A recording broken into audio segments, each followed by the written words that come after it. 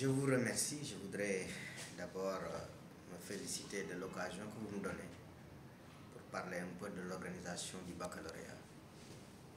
Comme nous l'avons fait pour les examens antérieurs, notamment le CFE, qui s'est déroulé, dont les activités se poursuivent normalement au retour des fêtes de la fête de Tabaski.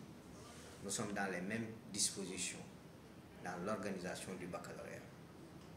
Vous savez qu'il y a beaucoup de préalables à l'organisation du baccalauréat.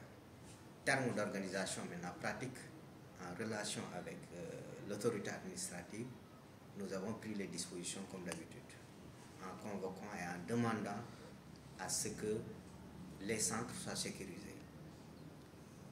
Les lettres sont parvenues à qui de droit et les dispositions seront prises en tout cas pour sécuriser les centres.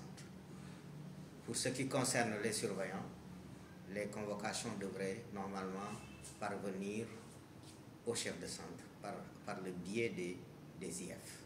Donc ce sont les enseignants qui s'occupent de la surveillance. Toutes les dispositions sont prises en ce sens. Autre chose, c'est la préparation des centres. Je crois que cette préparation aussi incombe au chef de centre en relation avec leur personnel, dans le cadre de l'accueil des jurys et de l'accueil des correcteurs. Donc toutes ces dispositions sont prises en relation avec les autorités administratives, mais également avec les collectivités territoriales.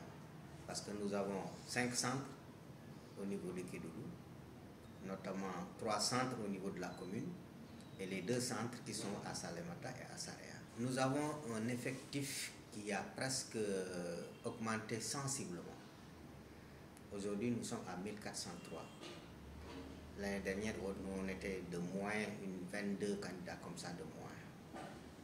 Mais cette année, ce qu'il faudra peut-être retenir, c'est que sur les 1409 candidats que nous avons, toutes séries confondues, aussi bien le baccalauréat technique que le baccalauréat général, nous avons pour la première fois, depuis très longtemps, des candidats à S1.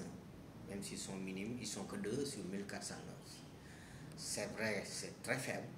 Et je crois que nous sommes dans la dynamique de faire en sorte que la S1 revienne au niveau des Kédougou. Nous sommes dans la bonne direction. Alors ces effectifs donc seront rétablis au niveau,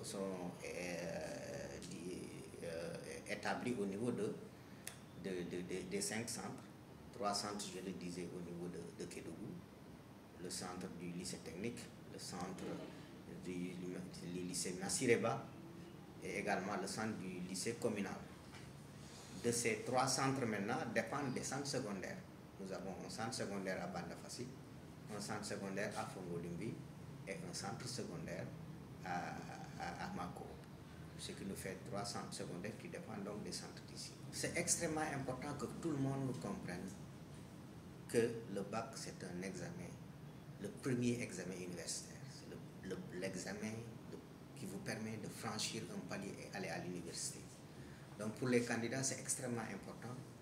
Autant c'est important également pour les familles. Mais il faudrait que les candidats comprennent et les familles comprennent qu'ils n'y vont pas seuls. Nous devons les accompagner. Nous, en tant qu'institutionnels, nous devons les accompagner pour faire en sorte qu'ils soient dans de bonnes conditions de déroulement des examens. Mais également, les collectivités territoriales doivent s'impliquer. Les communes doivent s'impliquer, l'autorité administrative s'implique en termes de facilitation, mais il faudrait que les collectivités territoriales s'impliquent davantage. Je prends un seul exemple. Je prends l'exemple du lycée de Saraya qui accueille les élèves qui viennent d'un peu partout du département. Ces élèves, ils sont logés à Saraya. Pendant tout le déroulement de l'examen, on ne peut pas le faire sans rien. Il faut que les collectivités accompagnent ces élèves dans le cadre de l'hébergement, mais également dans l'accompagnement à la restauration.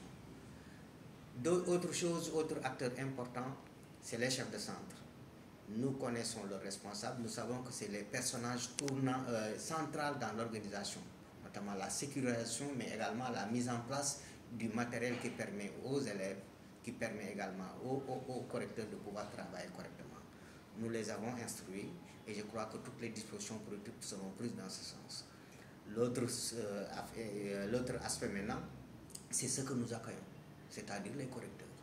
Je voudrais quand même lancer un appel à tous les enseignants, à tous les professeurs, à la communauté, de leur réserver le meilleur accueil pour qu'ils puissent faire le travail dans les meilleures conditions possibles. Nous sommes en période d'hivernage avec ce que cela comporte comme difficulté.